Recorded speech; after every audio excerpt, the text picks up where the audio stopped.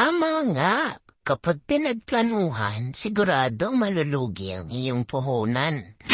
Kaya ang ginawa namin, pinagplanuhan namin biglaan ang lakad namin.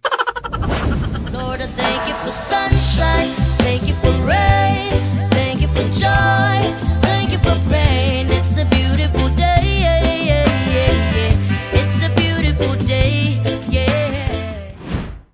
Narito ako sa isang lugar na hindi ko maintindihan. Nakikipagsapalaran sa buhay na ang hantungan ay kawalan.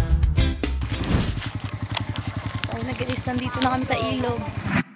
Charan! Nandito na kami sa Tabtab River. Totoo, ma, ang balita na medyo virgin pa siya dahil parang konti lang ang nakakaalam sa lugar na ito. Kung ika'y akin, dito ka sa aking tabi. Nais kong mayagap ka bawat araw at gabi. Aaminin ko na rin na ako'y may pagtingin.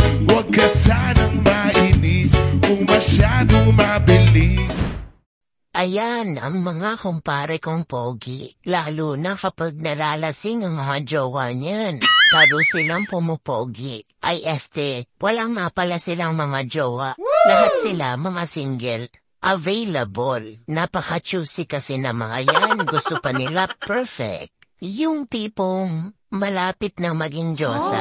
Hindi naman. Marami na rin mga ex yan, mga yan.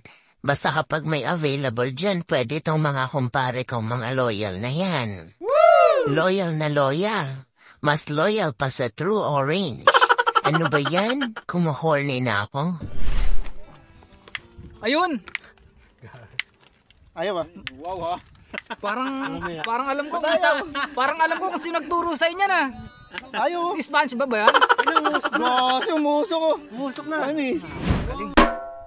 Kwentuhan, nakabulastugan, hindi malilimutan ang asaran na merong pikunan, lalo na rin unang niligawan, unang kabiguan, at dyan nagseseryoso ang usapan, at pagdadamayan, na tunay at tapat na kaibigan.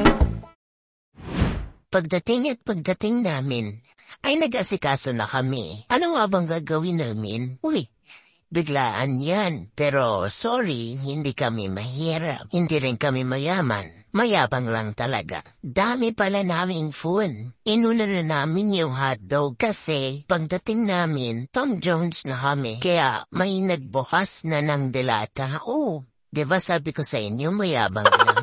Dahil lumabas din ang tunay na kulay. Favorite talaga namin ang sardinas. Huwag kayong magulo. Katakpang sa lupa'y para akong inaalon at nalulunod sa patikos ng mundo, sa kung ano lamang ang kaya ko.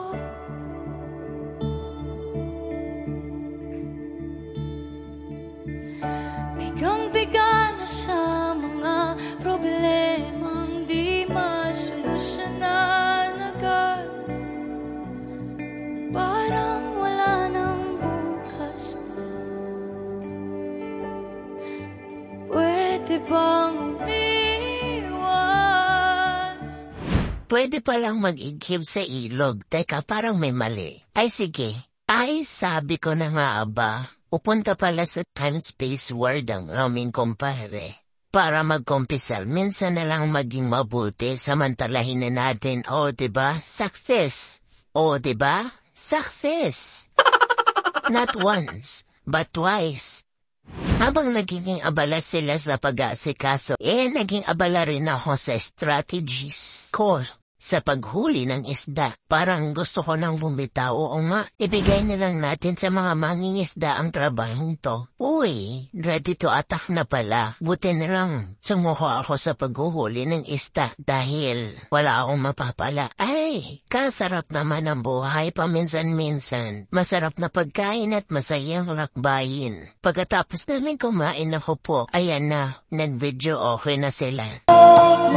Can't wait till you take me and set all my feelings free.